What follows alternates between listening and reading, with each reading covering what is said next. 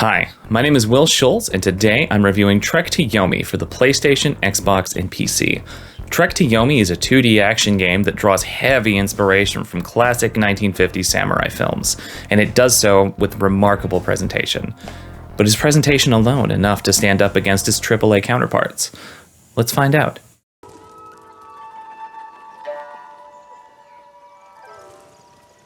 Heiwa 単なる幻に過ぎぬ。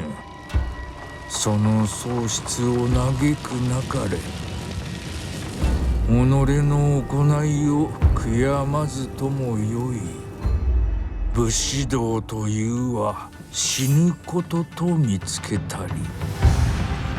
Every aspect of Trek to Yomi feels like it could be pulled straight from an old samurai film. The entire game is in black and white with a film grain effect that you can turn on and off, but I recommend keeping it on. The entire game is voiced entirely in Japanese with subtitles, and the story itself is rather focused in scope, dwelling more on characters and their personal journeys rather than on a large-scale conflict. The black and white visuals are gorgeous. They are stunning, and they are my favorite part of the game. The single best aspect of Trek to Yomi's presentation, in my opinion, is only possible through its 2D perspective. Every single duel or combat encounter is framed like an epic duel scene in a movie. In between fight scenes, you'll walk through burning villages, dark forests, and through the eerie, mystical catacombs of the underworld. The player is not in control of the camera at any time. Instead, transitions from one scene to the next happen when the player walks off screen or enters a door. It's a technique very reminiscent of old Resident Evil games or the PlayStation 1 Final Fantasy titles and their use of pre-rendered backgrounds. It's not a technique I see often in contemporary video games, but Trek to Yomi really makes the most of it. But no matter how beautiful the visuals or cinematic the presentation, a samurai game just wouldn't quite feel right if it didn't have a killer combat system. Fortunately, Trek to Yomi delivers on this front as well. The combat in Trek to Yomi is centered around smaller conflicts between 1, 2, maybe a small handful of enemies that you'll be defeating with a few blows rather than long strings of combos and counters. Once I found a combo that worked for me, most enemies were defeated with 2 or 3 sword swings and a special finisher.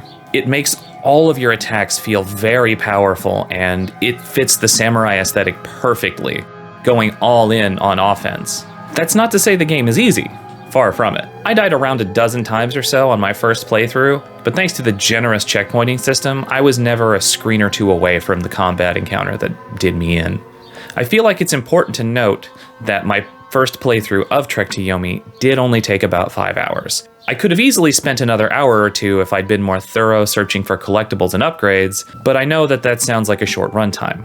Let me assure you, it is the perfect runtime. I never felt like I was bogged down in unnecessary busywork, and I was always moving from one story beat to the next at a good pace that never felt rushed either. By the time I hit the end, it felt like the game had reached its natural conclusion at just the right pace.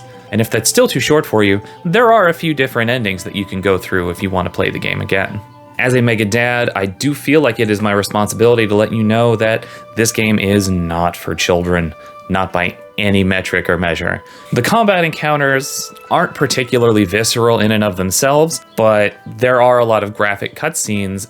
One of the most frequent ambient sounds in the background through the course of the game is like villagers just wailing, gripped by grief. It's a little intense at times, and while it never feels inappropriate, I can definitely see it making younger players uncomfortable.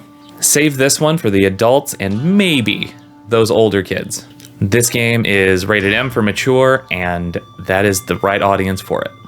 I've said a lot of positive things about Trek to Yomi, but I do feel like there are 1 or 2 elements that I need to nitpick a little bit. For as beautiful as the game is in action and in gameplay, during cutscenes, things don't always look fantastic.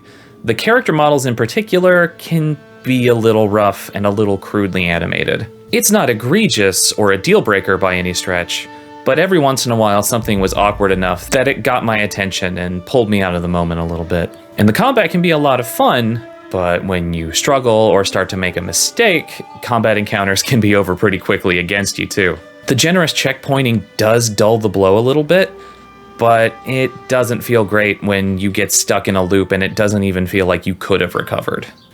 Trek to Yomi is a game with a very clear vision of what it wants to be and what it wants to evoke in its players. If you're a fan of the samurai movies that it's inspired by, or if you found the footage in this review compelling and gorgeous, then you're going to have a fantastic time with this game. But if you're not familiar with the source material that this game gains a lot of its inspiration from, I just don't know that you would enjoy it quite as much. Fortunately, it did click for me, so I'm going to wholeheartedly endorse this game and recommend it with a final score of 4 out of 5. Thank you so much for watching this Megadad's review. If you enjoyed what I made for you, why not go ahead and give me a like? And if you want to see more, go ahead and subscribe while you're at it. I think there's a bell you should probably click too. That's it for me today, but I'll be back soon with another review here at Megadad's, where gamer life meets real life.